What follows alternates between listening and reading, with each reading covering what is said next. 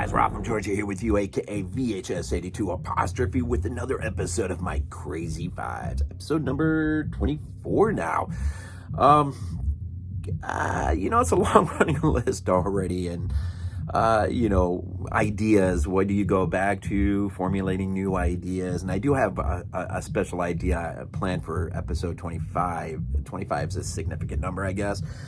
So I may just deal with VHS tapes since my channel is VHS82. I wish I had 5 from 82. That would be great, but I don't. But I decided, looking through my list of what I did,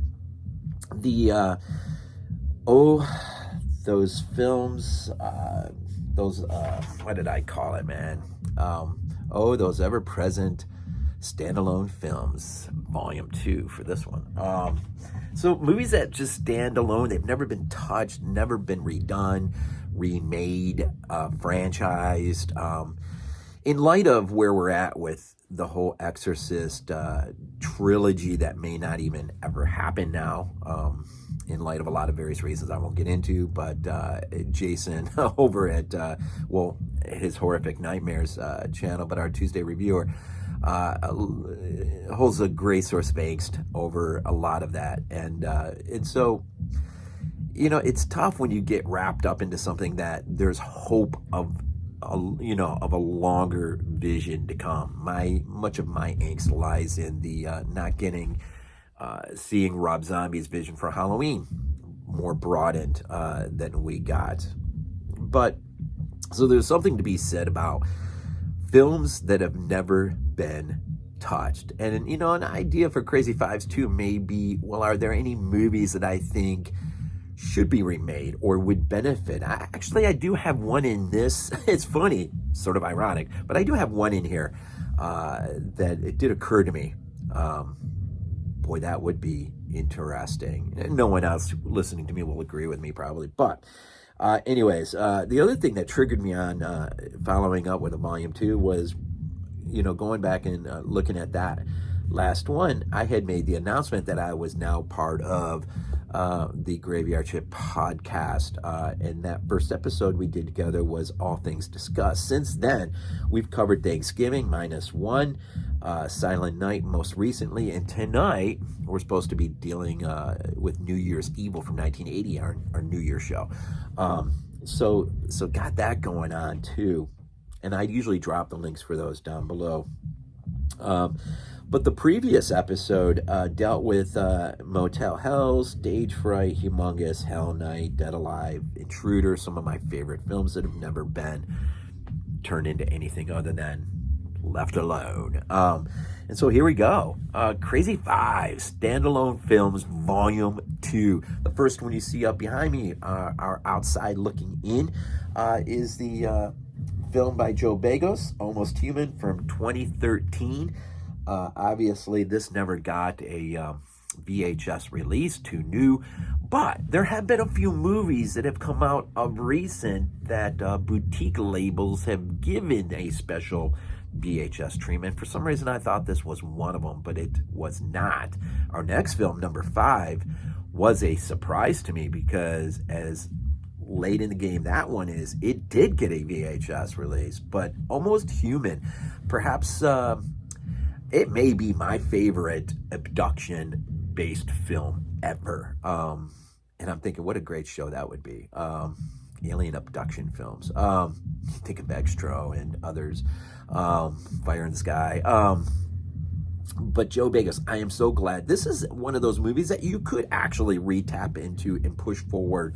You can do that with anything. But I'll be happy if this never, ever is touched and it's just left alone. There's something nice to know that you're just dealing with one film and that's it. And it's a great film. And Almost Human, man, I think it's one of Joe's best films to date. VFW is great too. But there's just something about this ride that's pretty insane. So, Almost Human, outside looking in, an IFC midnight release. Number 5, the one I was surprised to see did get VHS treatment. In '03, Lionsgate Home Entertainment released this on VHS, and I've already put out the word to both Will and Glenn, who live up there in Canada. If you ever come across out in the wild this on VHS, please send it my way. I would love to see this on VHS. What are we talking about? We're talking about some Aja goodness. Maybe my favorite film from him, perhaps. He calls Darcy out of retirement to do the practicals. Of course, we are talking about his High Tension. So glad this has never been reworked into a sequel or anything else. These movies are great when they're just left alone. And it got a VHS release, even in '03. So if there's any way I can get my hands on that. Yeah, and this one's fully Giannato De Rossi, The Truth, the Madness, and the Magic. How awesome is that? You're pulling from the Italian well of special effects, man. This late in the game in '03, and they are done so beautifully. The practicals in this. I wish more directors today would tap into that same well before these guys are gone forever. High Tension, number 5, great standalone film. The other one, I'm going against the grain a little bit because sometimes I hate when this happens. But this one this is a VHS release that I would have rented back in the day. This was a favorite release of mine. From MGM United Artists, 1989, a James Isaac film. And unfortunately, the cover art runs against the grain of a standalone feature. But The Horror Show, is not part of a house franchise. This has nothing to do. This was a single released film back in the day, right at the tail end of the 80s. An electric chair killer springs free in the aftermath of the chair execution and runs amok, going after Lance Hendrickson, actually. K&B effects in this are awesome. This has no business being locked up into a much greater franchise known as the House franchise and box set that Arrow put out. It's absolutely ridiculous. This demands a singular release by some boutique label, which it's not included in the House franchise because it doesn't belong in there. It is its own film with the original artwork, which I thought was the original artwork is, that's half the reason why I rented it on VHS back in the day. But they tried to electrocute Meat Cleaver Max. It didn't work. Who is this? I want to say it was his name, James Bryan. Why is his name not on here? Killer Max Jenke. Brian James. I'm sorry, I flipped it. It's Brian James. It's so freaking awesome, man. as the Meat Cleaver Max Jenke. So awesome. This movie is such a ride, and I'm so glad that really, in a sense, it's never really been messed with. It did get locked up into a franchise that it just doesn't belong to. That kind of hooliganism belongs to the Italians. God love them, and I do. You all know that if you follow my channel, you know how much I love the Italians. We have no business doing that over here, just creating fake franchises. It just makes no sense to me. But I'm glad it's never really been done, and I really would love a singular release on that, restored back to its proper release. So that was number 4. Number 3, this movie easily could have been branched out into a sequelized or even made into its own trilogy, although it is really sort of part of a loose knitted trilogy, which you can't really count, but we do love, like the Gates of Hell trilogy, and things like that. This film was released, and I think, what is this? MCA, yeah, I got 2 in a row here. MCA Universal, released, rated R, 1987, part of the Apocalyptic trilogy, but as it's its own film.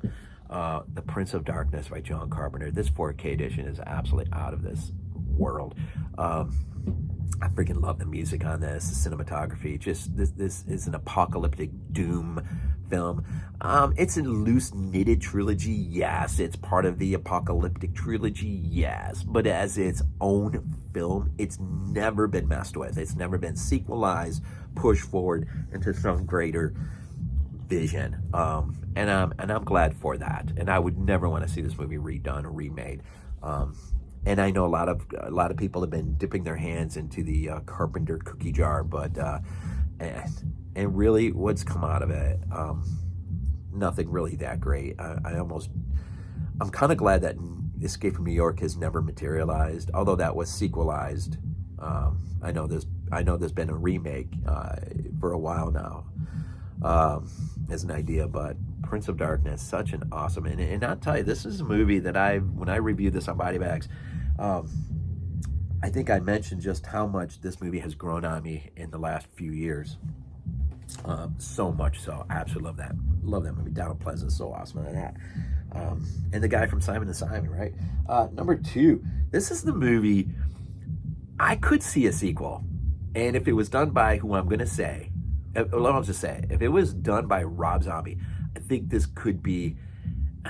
I don't think he'll ever reach the height of Devil's Rejects. That is a movie even Roger Ebert just glowed upon. But because of Rob's upbringing and where he came from in terms of his childhood, I think he has so much to bring to that unique vision. And if he had a Devil's Rejects moment, I just think it could be awesome. I think it could be so awesome for him to do. But this movie got, number 2, got also MCA Universal release back in '81. It is a Tobe Hooper film. Now you know what I'm talking about. It is The Funhouse. If you know anything about Rob Zombie, talking about his childhood, growing up as a carny, and just, he knows what this world looks like inside and out. I think Rob Zombie probably is the only real. I shouldn't say that. I mean, I say it to say for the moment. I think Rob Zombie is the only qualified person to ever really remake this and really do it justice. But then again, I mean, really can't really say that. We've gotten a handful of really good remakes. I just reviewed one for Body Bags, the work print version of Rob Zombie's Halloween, which is really great. But the Funhouse, it was such a great piece. I'm so glad they've left it alone, and at least till now, and probably as much hate that Rob garners from himself. And I have never really heard of anyone wanting to redo this. I don't know if I'd ever really want to see it redone. I say that, but this got a great Arrow release with a lot of extras. Such a great movie, man. Such a great movie. The Funhouse. Anyways, early 80s, man. Number one, originally entitled, well, it was released by Gorgon on VHS back in 1972, originally entitled Horror on Snape Island. Of course, we know it. My number 1 on the list, Tower of Evil. Never been messed with, and I hope it never is. It is such a cult classic. It's island horror. You got the lighthouse and everything else. And I'm going to take the disc out and just show you the inner sleeve artwork, which is so great. And if you see to the one side, the horror on Snape Island. But this is such a great thing. Even the disc looks really cool. But Tower of Evil, man, it's got so much of what I love in horror films. You know, it's secluded, it's a foggy island, got the lighthouse, and just some mayhem happening on the island. This was a Jim O'Connelly film, and from 1972, Tower of Evil. Such a great movie. So again, another handful of standalone films that not necessarily will always remain left alone. Someone's bound to come over one of these at some point and decide it's a good thing to redo it, bring it back. You know, of the ones that I've mentioned so far in the 2 videos, Motel Hell, Stage Fright, Humongous, Hell Night, Dead Alive, Intruder, um, and then of course Tower of Evil, The Funhouse, Prince of Darkness, The Horror Show, High Tension, Almost Human. Out of all of those, technically 12 films, the only one that depending on again who did it, the only one I think I would start to get excited for would probably be maybe the Funhouse, maybe the Funhouse, maybe the Horror Show. Again, depending on who did it and if they took it serious. I wish I could throw the Mutilator on this list, but we know there's an attempted by the original director, no less. But for some reason, I don't think it's ever been released. Now, I did hear a lot of not so pleasant things about the final product of that, and maybe that has a hand in why we haven't seen it yet. And if any of you out there has seen the Mutilator 2, tell me if you've seen it and what do you think about it. Drop that down below. I'm curious. But, you know, technically, even if we never see it, there is a sequel by the original director, which, but not, that doesn't always work out, all right? As we know, that does not always work out. So anyways, 2 vids, 12 films, standalone films. I appreciate the fact they've never been messed with, and I hope you do too. Not that sequels can't be done or revisualize Invasion of the Body Snatchers. Was it the 78 version? Beautiful, absolutely masterfully done. The Fly, Cronenberg, masterfully done. It can happen. They're just so far and few between, right? So far and few between. So anyways, here at episode number 24, The Crazy 5's. Oh, Those Ever-Present Standalone Films, Volume 2. 25, episode 25. Pretty sure I haven't gone through my VHS collection yet, but I think I want to dedicate the 25th episode to VHS tapes, considering we are VHS 82 apostrophe here, right? So thank you for the support. Thank you, thank you, thank you, thank you. Enjoy the new year as it unfolds. I hope and pray and just that it's a great one, and for you and your family. And thank you so much. Appreciate it. As always, we end these things off. And who knows, maybe there's hope for my Buffalo Bills in the playoffs. The season's got to ride its way to the end, so we will see. As always, we end these things off with Go Bills. This is not a dream. Not a dream. We might be useful to you.